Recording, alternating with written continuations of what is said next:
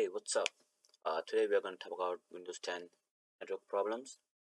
If you click on this video, you probably have the problem of can't connect to this network like these ones.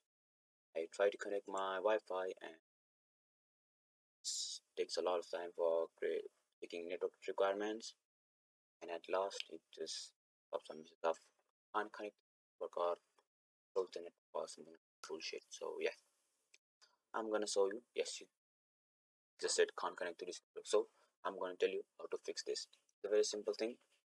Click on network and internet settings, then change adapter options. Click here, your Wi-Fi, disable it, wait for a few seconds, maybe 5 seconds, and then re-enable it again. This should do the work.